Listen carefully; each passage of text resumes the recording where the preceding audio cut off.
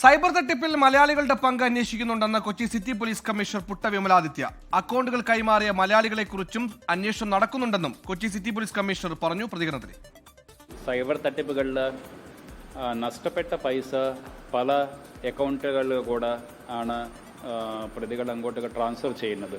കൂടുതൽ ആൾക്കാരുടെ നിന്ന് പൈസ പോയിട്ടുണ്ട്. അതിൻ്റെ ലിസ്റ്റ് നമ്മൾ തയ്യാറാക്കിയിട്ട് ആവശ്യമുള്ള അവർക്ക് അറിയിക്കാനുള്ള ഒരു സംവിധാനം ചെയ്യും. ഇവരോട് സംസാരിച്ച ആൾ മലയാളത്തിലാണ് സംസാരിച്ചത്. അപ്പോൾ ഇവരുടെ ഒരു റോളുണ്ട് എന്നത് നമുക്ക് വ്യക്തത ഉണ്ട്.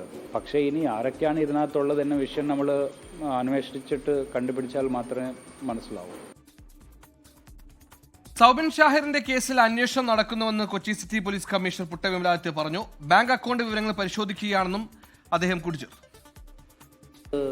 സ്പെഷ്യൽ ഇൻവെസ്റ്റിഗേഷൻ ടീം ഫോം ചെയ്തിട്ടുണ്ട്. അതിൻ്റെ അക്കൗണ്ടുകളും മറ്റ് ഡീറ്റെയിലുകൾ അവർ പരിശോധിക്കുന്നുണ്ട്. അതിൻ്റെ എന്താണ് റിസൾട്ട് വരുന്നത് അതനുസരിച്ചിട്ടുള്ള അന്വേഷണം നമ്മൾ നടത്തും. ട്രാൻസാക്ഷൻസിൻ്റെ അനാലിസിസാണ് ഇപ്പോൾ നടത്തിക്കൊണ്ടിരിക്കുന്നത്. അതിൻ്റെ റിസൾട്ട് അനുസരിച്ച് നമുക്ക് ബാക്കി എന്തെങ്കിലും എന്താ ചെയ്യണമെന്ന് തീരുമാനിക്കും. വേടന്റെ കുടുംബം നൽകിയ പരാതി അന്വേഷിക്കാനായി തൃക്കാക്കര ACPക്ക് കൈമാറിയെന്ന് Kochi city police commissioner Putta Vimaladitya പറഞ്ഞു. രണ്ടാമത്തെ പരാതിക്കാരി ഇതുവരെ മൊഴി നൽകാൻ തയ്യാറായിട്ടില്ല.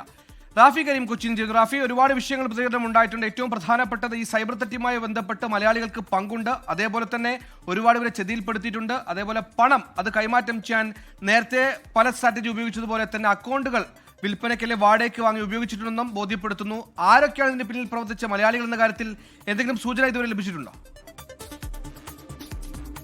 അസുവൽ, അന്വേഷണ സംഘത്തിന് ഇതുമായി ബന്ധപ്പെട്ട വിവരങ്ങൾ ലഭിച്ചിട്ടുണ്ട് എന്നുള്ളതാണ് മനസ്സിലാക്കാൻ കഴിയുന്നത്. ഇന്ന് സിറ്റി പോലീസ് കമ്മീഷണർ മാധ്യമങ്ങളെ കണ്ടപ്പോൾ നൽകിയ വിവരങ്ങൾ അനുസരിച്ച് ഈ അന്വേഷണം സംസ്ഥാനത്തിന് പുറത്തേക്കും കടക്കുമെന്നുള്ളതാണ് മനസ്സിലാക്കാൻ കഴിയുന്നത്. 25 കോടി രൂപയുടെ സൈബർ തട്ടിപ്പ് നടക്കുമ്പോൾ ഇതുമായി ബന്ധപ്പെട്ട് നടന്നിരിക്കുന്ന മറ്റ് ഇടപാടുകളിലേക്ക് കൂടി അന്വേഷണം വ്യാപിപ്പിച്ചിട്ടുണ്ട്. ഒപ്പം തന്നെ ഈ തട്ടിപ്പിനായി ഉപയോഗിച്ച അക്കൗണ്ടുകൾ അത് വാടകയ്ക്ക് എടുത്തതോ അല്ലെങ്കിൽ മറ്റാളുകളിൽ നിന്ന് വിലക്ക് വാങ്ങിയതോ ആണ് എന്നുള്ളതാണ് നിലവിൽ സ്ഥിരീകരിക്കാൻ കഴിഞ്ഞിരിക്കുന്ന വിവരങ്ങൾ. ഇതിൽ ഈ അക്കൗണ്ടുകൾ വാടകയ്ക്ക് നൽകിയ ആളുകളെയും വിവരങ്ങൾ ശേഖരിച്ചിട്ടുണ്ട്. ഇവരിൽ നിന്ന് മൊഴിയടക്കം എടുത്തതിന് ശേഷം ഇവർക്കും ഈ കുറ്റകൃത്യത്തിൽ ഏതെങ്കിലും തരത്തിൽ പങ്കുണ്ടോ എന്നുമുള്ള അന്വേഷണമാണ് നിലവിൽ നടക്കുന്നത്. ഒപ്പം തന്നെ നേരത്തെ പാലാരിവട്ടം ബ്രാഞ്ചിൽ നിന്നുള്ള അക്കൗണ്ടിലേക്ക് പണം എത്തിയതുമായി ബന്ധപ്പെട്ട് കസ്റ്റഡിയിലെടുത്തിരിക്കുന്ന ആ സ്ത്രീയുടെ റിമാൻഡിലാണ് നിലവിലുള്ളത്. അവരിൽ നിന്ന് വിവരങ്ങൾ ശേഖരിക്കുന്നുണ്ട്. ഈ അക്കൗണ്ട് വഴി വിദേശത്തേക്ക് പണം അയച്ചതിനുള്ള തെളിവുകൾ അന്വേഷണ സംഘത്തിന് ലഭിച്ചിട്ടുണ്ട്. മറ്റ് അക്കൗണ്ടുകളും വിദേശത്തേക്ക് പണം അയക്കാൻ ഉപയോഗിച്ചിട്ടുണ്ടോ എന്നുള്ള കാര്യവും അന്വേഷണ സംഘം പരിശോധിക്കുന്നത്. എന്തായാലും ഇതുമായി ബന്ധപ്പെട്ട് കൂടുതൽ അറസ്റ്റുകൾ വരും ദിവസങ്ങളിൽ ഉണ്ടാകുമെന്ന് തന്നെയാണ്